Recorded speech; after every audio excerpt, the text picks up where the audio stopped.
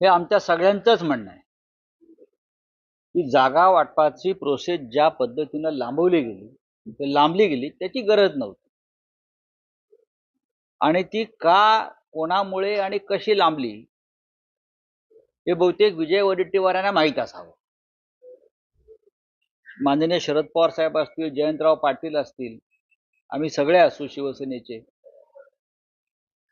शेवटच्या अर्ज भरण्याच्या शेवटच्या दिवसापर्यंत जागा वाटप संपलेलं नव्हतं हे सत्य. कोणत्याही अलायन्समध्ये किंवा आघाडीमध्ये जागा वाटप इतक्या विलंबानं झालं तर एक अस्वस्थता पसरते, कार्यकर्त्यांना काम करायला वेळ मिळत नाही. या उलट महायुतीमध्ये साधारण 2 महिन्यापूर्वी जागा वाटप संपलेलं होतं. बाकी त्यांच्या चर्चा वगैरे काही सुरू असतील. विजय वडेट्टीवार यांची जी वेदना आहे ती संपूर्ण महाविकास आघाडीची वेदना आहे. चुका झाल्यात आणि त्या स्वीकारल्या पाहिजेत. अनेक ठिकाणी चुकीचं पद्धतीनं सीट शेअरिंग झालं हे आता आम्हाला कळतंय, तेव्हाही आम्ही सांगत होतो. पण आता त्याच्यावर चर्चा करण्यात अर्थ नाही. वाद सुरू होता. वाद म्हणजे त्या पद्धतीचा वाद नव्हता. काँग्रेसला जास्त जागा हव्या होत्या आणि काँग्रेसला सगळ्यात कमी जागा मिळाल्या, म्हणजे जिंकून आल्या. आम्ही 20 जागा जिंकलो, पण आता त्याच्यामध्ये कशा करता वाद करायचा? जागा वाटपाला विलंब झाला हाच मुद्दा आहे. जागा वाटपाला विलंब झाला आणि त्या जागा वाटपामध्ये मिस्टर वडेट्टीवार सुद्धा होतेच की. विदर्भातल्या काही जागा वडेट्टीवारांनी सोडल्या असत्या काँग्रेस, राष्ट्रवादी किंवा शिवसेनेला, तर फार बरं झालं असतं. ज्या जागा ते हरलेले आहेत, आत्ता या क्षणी, उदाहरणार्थ चंद्रपूरची एक जागा आहे, मला मतदारसंघ आठवतो, किशोर जोरगेवार ते अपक्ष आमदार होते. ते राष्ट्रवादी काँग्रेस पक्षाकडून शरद पवारांच्या लढायला तयार होते. त्यांनी तसं पत्र दिलं. ती जिंकणारी जागा होती. जयंतराव पाटील किंवा जितेंद्र आव्हाड, माननीय शरद पवार साहेब, अनिल देशमुख हे वारंवार समजवत होते की किशोर जोरगेवार हे जिंकणारे उमेदवार आहेत, ते आमच्याकडनं लढतायत, ती जागा तुम्ही सोडा. पण त्या जागेवरती 17 दिवस घोळ घातला, हे मी आत्ता सांगतो तुम्हाला. आणि ती जागा शेवटी राष्ट्रवादी काँग्रेसला मिळाली नाही आणि किशोर जोरगेवार भाजपात गेले आणि जिंकून आले. अशा अनेक जागा आहेत. काही लोकांना वाटत होतं की आता फक्त आम्हीच जिंकू, आम्हाला जास्त जागा मिळायला पाहिजेत, देशातलं वातावरण बदललं आहे वगैरे वगैरे वगैरे. पण आमचं असं म्हणणं होतं आपण एकत्र काळजीपूर्वक लढलं पाहिजे. समोर आव्हान मोठं आहे. लोकसभा निवडणुकीतला विजय वेगळा आहे, त्यानंतर लोकसभा निवडणुकीतल्या आपल्या विजयानंतर समोरचा जो सत्ताधारी पक्ष आहे तो सावध झालेला आहे. त्याच्यामुळे आपल्याला जागा वाटपामध्ये आमचं तुमचं न करता एकत्रित आपण जागा लढू, आणि याला सगळे जबाबदार आहेत. याला सगळं सांगायचं तर कोल्हापूर उत्तरची जागा आम्ही फार आग्रहानं मागत होतो, जो शिवसेनेनं 6 वेळा जिंकलेली जागा आहे. ही जागा जर आमच्याकडे आली असती तर आम्ही नक्की जिंकलो असतो. अशा अनेक जागा आहेत. काही ठिकाणी वाटत होतं आम्ही राष्ट्रवादी काँग्रेस जिंकेल, पुढे काँग्रेस जिंकेल, पण त्या संदर्भात सकारात्मक चर्चा काही वेळेला होऊ शकली नाही. प्रत्येकाला आपापल्या जागा हव्या होत्या आणि कोणाला तरी सर्वाधिक जागा लढून राज्याचं मुख्यमंत्रीपद हवं होतं किंवा अजून काय असेल. आणि काँग्रेसच्या केंद्रीय समितीनं म्हणावं तसा हस्तक्षेप केला नाही, जो करायला पाहिजे. महाराष्ट्रासारखं राज्य महाविकास आघाडीच्या हातून जाणं ही या राज्यासाठी दुर्घटना. हे खरं आहे की जसं इंडिया आघाडीच्या बाबतीमध्ये तेजस्वी यादव असतील, ममता बॅनर्जी असतील, केजरीवाल असतील,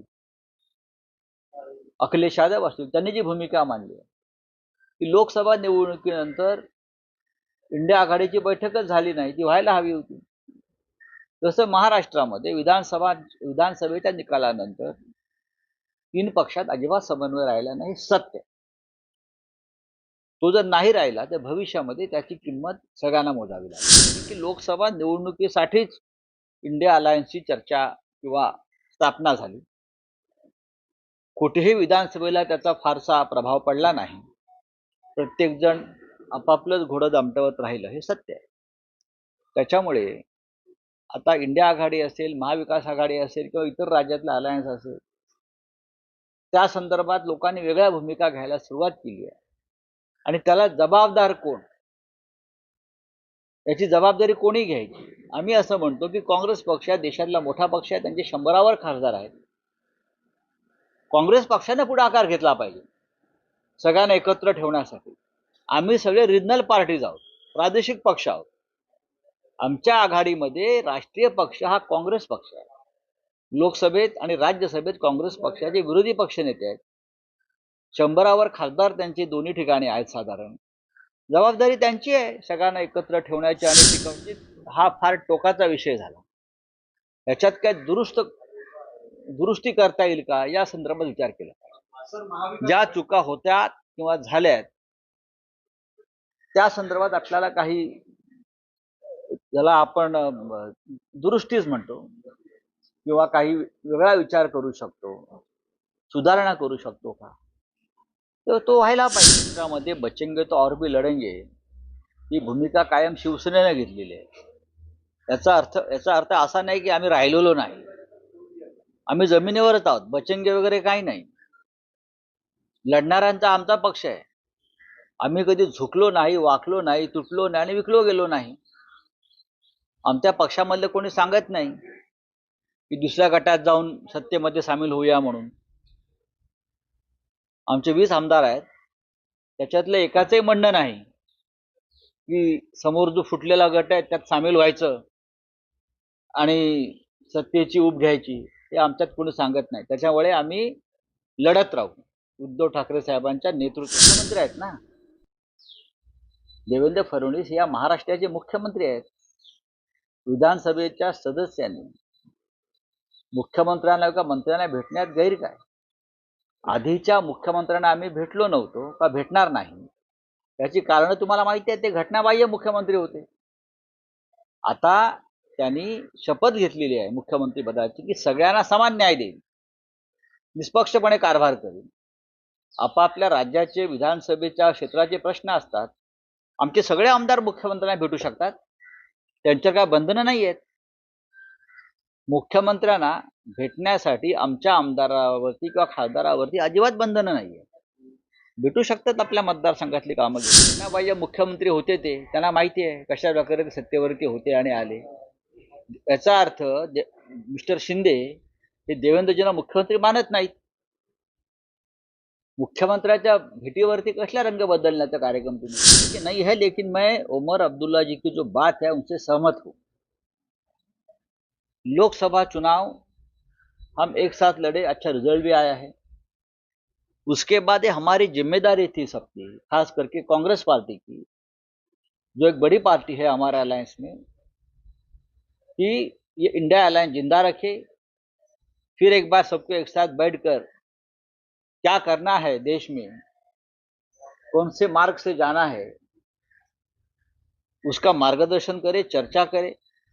लेकिन अब तक आफ्टर लोकसभा इलेक्शन एक भी इस प्रकार की बैठक हुई नहीं है. ये इंडिया अलायंस के लिए ठीक. तेजस्वी यादव जी की एक बात मैं सुन रहा था, अखिलेश यादव जी, केजरीवाल जी, उमर अब्दुल्ला जी, ममता बनर्जी, सबका ये कहना कि इंडिया अलायंस का कोई वजूद रहा नहीं. लोगों के मन में इस प्रकार की भावना अगर आती है तो उसके लिए इस अलायंस की सबसे बड़ी पार्टी जो है वो जिम्मेदार है. कम्युनिकेशन नहीं है, डायलॉग नहीं है, चर्चा नहीं है. इसका मतलब है इंडिया अलायंस में सब कुछ ठीक है या नहीं उसके बारे में लोगों के मन में जाहिर कर दीजिए कि नहीं है तो हम अपने अपने मार्ग हम चुन लेंगे. अगर कांग्रेस पार्टी की ये भूमिका है, लोकसभा के लिए बनी थी, अब उनका कोई वजूद नहीं है, तो ऑफिशियली आप डिक्लेयर कर दीजिए. और बाद में ये मैं आपको बताता हूँ, फिर वापस इंडिया अलायंस नहीं बनेगा अगर एक बार ये टूट गया तो. अगर ये भूमिका किसी पार्टी की है जो बड़ी पार्टी है, तो आप सोच लीजिए इस प्रकार का बयान करने से पहले कि आगे क्या हो सकता है।